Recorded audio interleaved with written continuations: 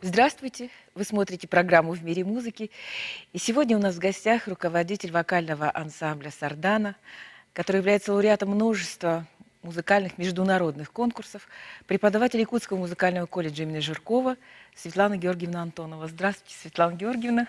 Очень рады видеть вас у нас в студии. Взаимно. Я вот недавно посмотрела записи с выступлениями вашего ансамбля, и там все звучало без музыкального сопровождения, все звучало акапельно. Скажите, вот у вас в репертуаре только акапельная музыка? Да, с некоторых пор у нас только акапельная музыка. 5 лет мы уже поем только в этом жанре и пропагандируем его, и стараемся повышать каждый раз планку, потому что это очень сложное пение без сопровождения. Ну, вообще в России редко где можно услышать вот такие коллективы же, да, которые целиком и полностью исполняют всю музыку без музыкального сопровождения. Ну да, вот что касается ансамблей, да, я что-то не припомню. Может быть, где-то есть, но мы их не знаем. А это, кстати, очень удивительно, потому что вот если сравнить Европу и Россию, изначально ведь в обоих регионах практиковалось исключительно акапельное пение, имею в виду храмовое пение, да? Да. Но в Европе с VII века появляется в церкви орган, он используется в церковном богослужении, но ведь в России традиционно в храмах звучало исключительно акапельное пение. И да. то, что вот эта традиция никак не реализовалась в каких-то других светских видах музыки, просто удивительно, правда же? Да, когда поешь акапельно, то голос – это как самый совершенный музыкальный инструмент. Он больше проникает в души слушателей, он больше проникает даже в самих исполнителей. Поэтому это высшая форма исполнительства акапельная. Мы стремимся к этому.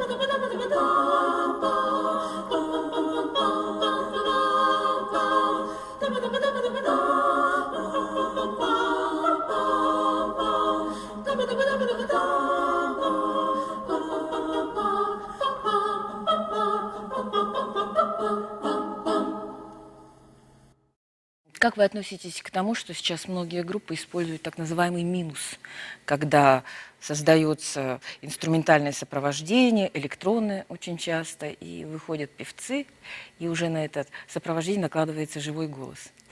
Ну, к минусу я отношусь так же, как он себя заслуживает. Минус – это есть минус.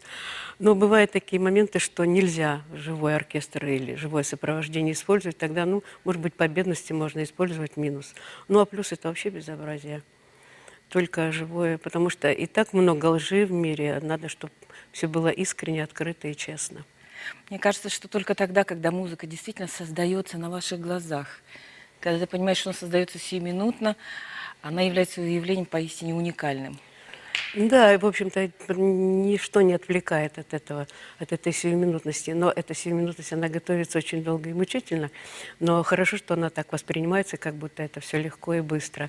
А музыкальное сопровождение, аккомпанемент, он как-то немножко перетягивает внимание на себя, и уже не все внимание достается вокалистам. А здесь все внимание, пожалуйста, на тебя. Спел хорошо, хорошо, спел плохо, все тебе прилетает. А вот мне интересно, ваш коллектив поет музыку, которая достаточно редко звучит. Где вы берете ноты?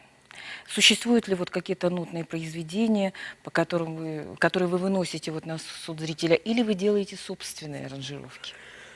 Ну, аранжировки я делаю все собственные, но ноты мы берем из интернета, смотрим, слушаем музыку известных групп Pentatonix, Real Group, Take 6. Нашу вот в Питере, в консерватории есть очень интересная группа Remake. Это студенты хорового отделения, и потрясающе поют акапельно. Они пели «Полет шмеля», это просто настолько интересно было. И обыграно это было сценически интересно. Вот. И мы вот это все слушаем, берем, собираемся вместе и решаем, что нам взять, что интересно, что не очень. Если мы на чем-то останавливаемся, начинается поиск нот, тоже в интернете. Ищем эти ноты, находим их, и потом, если это партитурно расписано для смешанного состава, то я делаю переложение на наш женский состав. Если же это одноголосное какое-то произведение, то полностью аранжировка уже складывается из самой сути музыки, из ее гармонии, и из того, что там, в общем-то, должна быть какая мысль заложена, чтобы она прозвучала.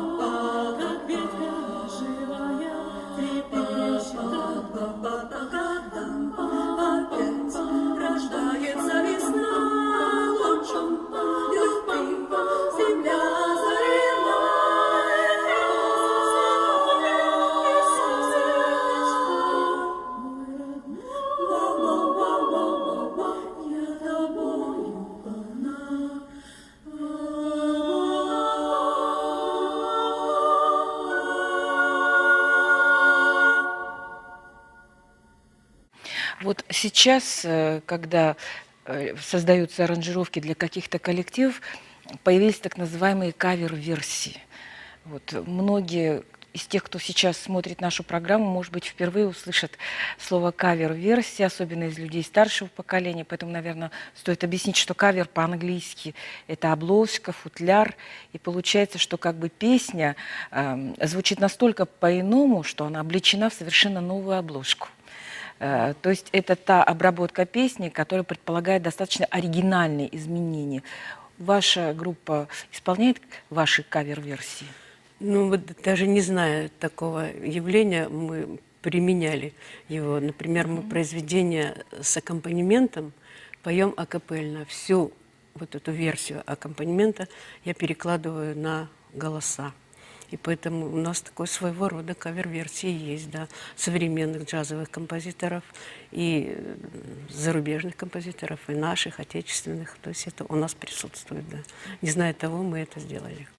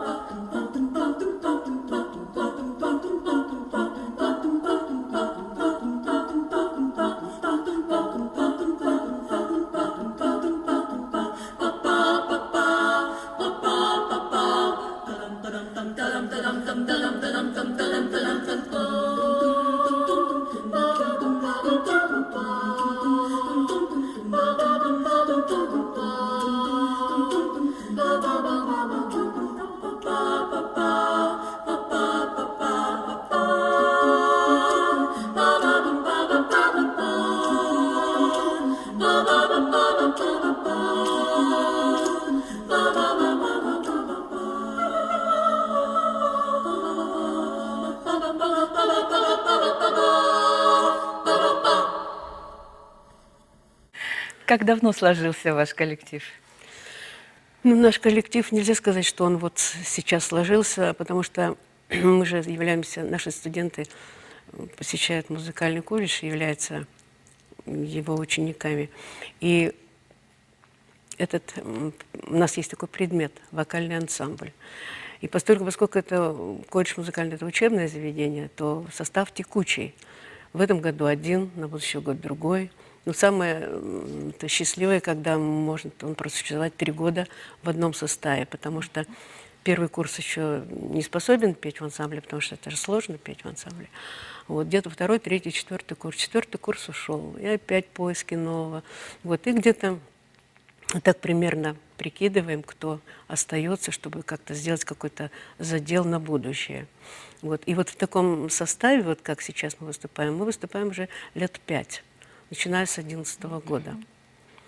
И вот по настоящее время мы придерживаемся. Изначально это был учебный коллектив в рамках Якутского музыкального колледжа? Да, в общем-то, он и сейчас в этих рамках существует, но в связи с тем, что дети растут и поступают дальше, то они как бы так двууличный такой состав, можно сказать. То есть многие выпускники колледжа поступили в ВШМ, в Высшую школу музыки. Да, но продолжают ходить в ансамбль, и у них тоже есть такая дисциплина в ВШМ, поэтому мы так объединились и поем. А вам хотелось бы, чтобы на основе этого коллектива сложился уже коллектив взрослый, не учебный, который бы занимался творчеством на протяжении много лет, единым составом? Да, в общем-то, это мечта наша общая. Девочки, кто сейчас поет, они такую мысль тоже высказывают, и желание, что хотелось бы где-то как-то существовать официально ансамблем таким. Ваш коллектив в состоянии дать, например, большую сольную программу? Да, мы могли бы это сделать.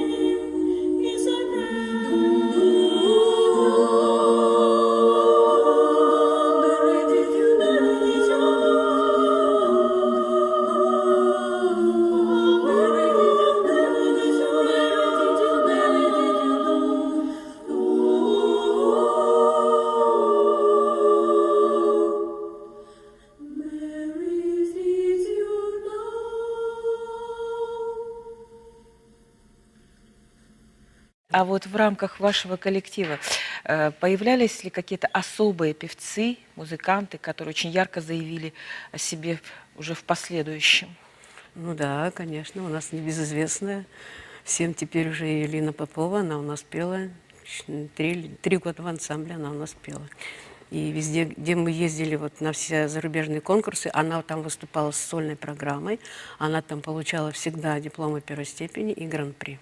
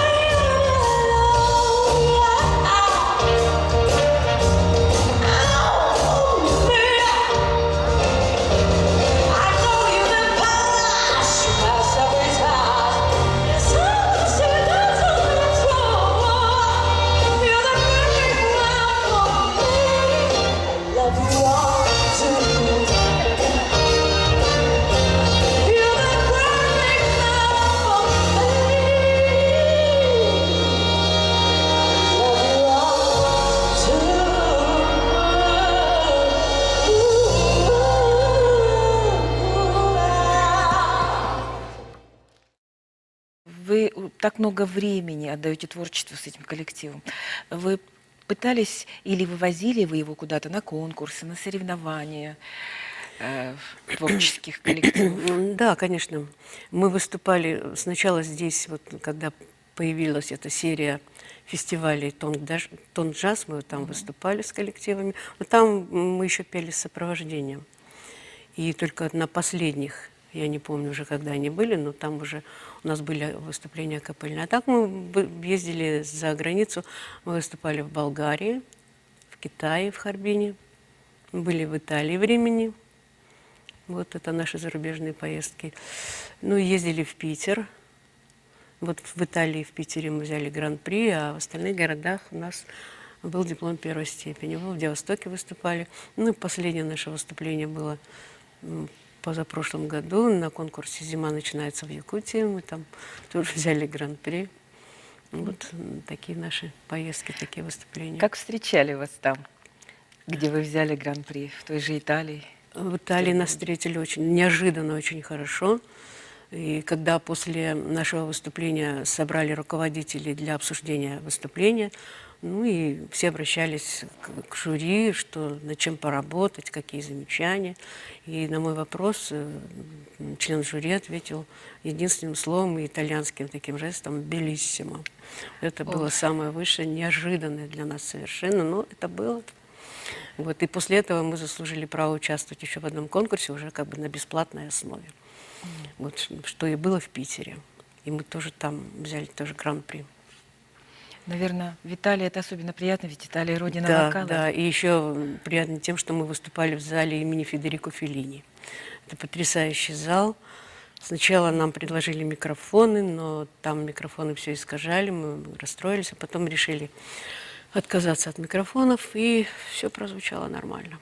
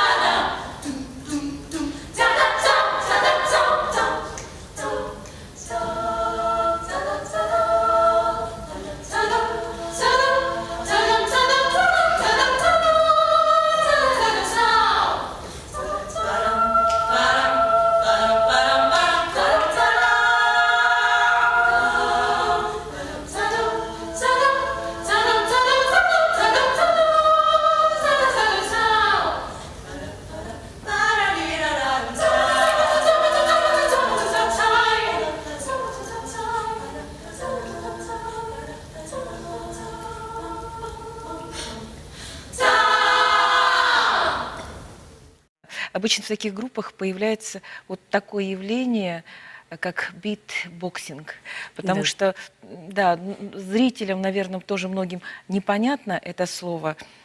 Битбоксер — это тот участник ансамбля, который обычно исполняет звуки не музыкальные, это вот звуки ударной установки, звуки, имитирующие разного рода музыкальные инструменты.